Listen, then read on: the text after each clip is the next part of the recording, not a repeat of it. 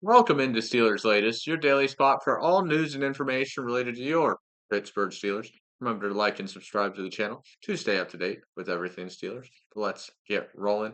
Today, I saw a nice little trade pitch in an article I was reading for the Steelers to go after someone like Christian Watson of Green Bay Packers. Now, the Packers did just use two decently high draft picks. They used their first round pick on a receiver and their third round pick on a receiver. So their room is definitely a little crowded. Christian Watson, some would say, is their most high potential receiver in the room, most high production receiver in the room right now, but has dealt with injury issues throughout his career so far. So that makes him an eligible target for another team to kind of swoop up in there, see if there is any possibility for him to land. Now, the Steelers have three third-round picks next year. You got ours, you got a complimentary pick, and then you got Dallas's pick from the George Pickens trade. I think third-round pick is all it would really take to secure someone like Christian Watson. At least that's all I'd be willing to give up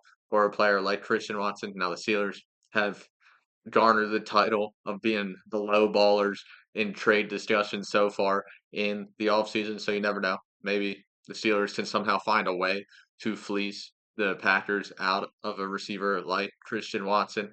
Highly unlikely, though. Once again, most productive receiver for that team.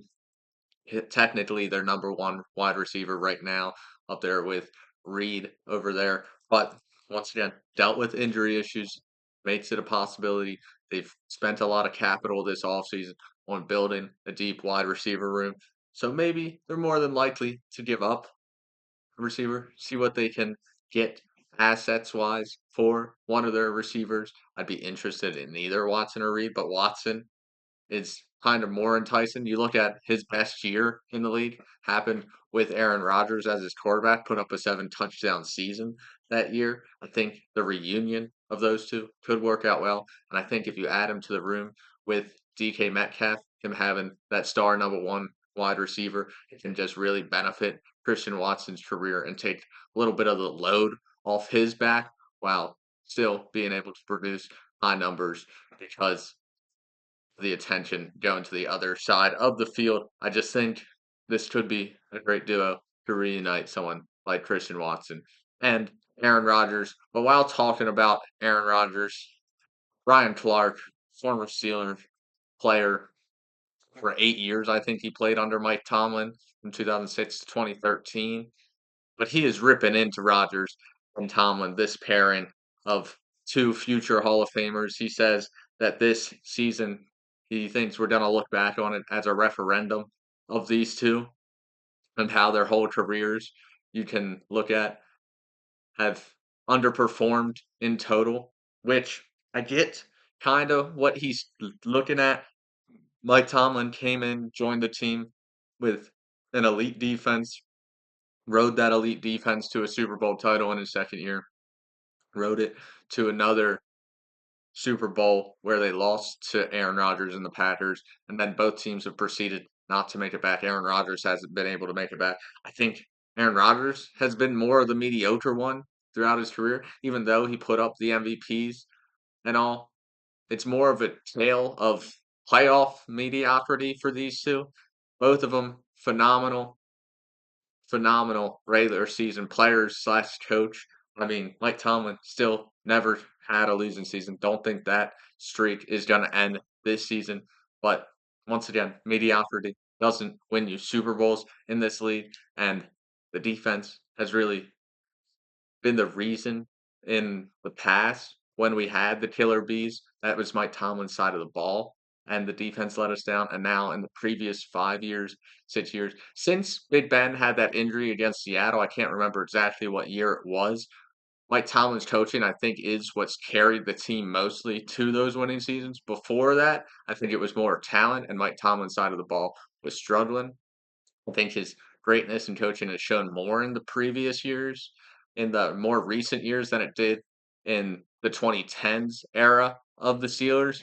So I'm still on board with Mike Tomlin. I know it's been mediocrity for so long for us Steelers fan. And Rodgers, it's all about him getting past the championship round, but at this point of his career, we'd take any playoff win for Aaron Rodgers. I mean, you're wearing the black and yellow. The goal is always Super Bowls here. Signing Rodgers made it clear the goal was a Super Bowl this year.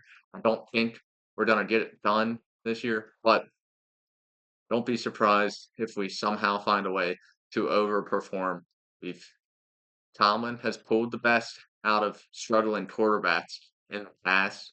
Look at the previous couple seasons, the previous 4 years, ever since Ben's retired. Tomlin's done his best with the quarterbacks he's been given to put the team in a viable position to compete in playoff football. So if you're invited to the dance, you always got a chance. So I think we're gonna have a chance once again, but once again, I don't think it's gonna be the happiest ending for us Steelers fans. And then everyone will talk about the QB rumors next season, and then if Mike Tomlin should be on the hot seat or not once again. But once again, he's never gonna be on the hot seat. He's Mike Tomlin. He's one of the best coaches in this league. He's a Hall of Fame coach.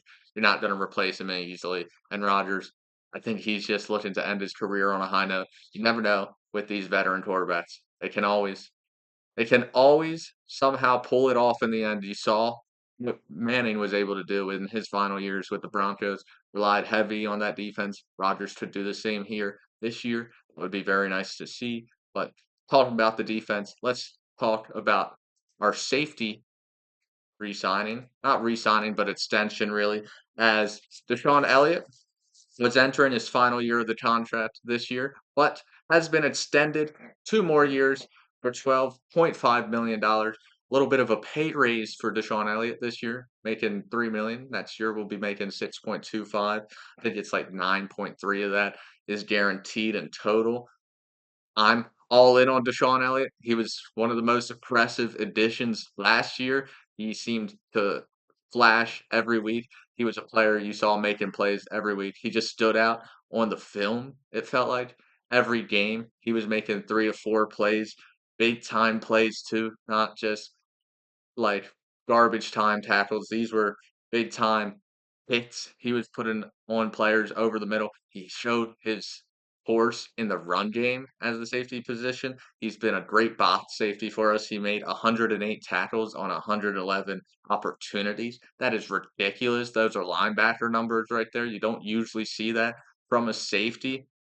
And he's also a key factor in the pass game, allowed a 58.3 passer rating when targeted.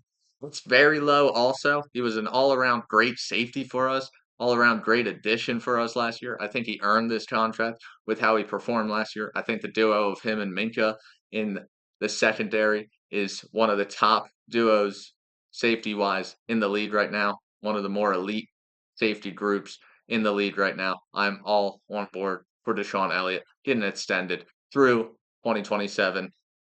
Talking about extensions though. Extend what now? Like, I don't get the lackadaisicalness of letting this meander along. TJ Watt is the franchise player, the face of the franchise since he's been drafted, basically. That's been the impact player of this defense. The Steelers' way is have an impact player on defense and ride that dude until we win a Super Bowl. You also need it on offense. Quarterbacks is also the Steeler way. Hopefully, our number 8 this year is better than our number 8 we had previously. But TJ Watt has to get the deal done.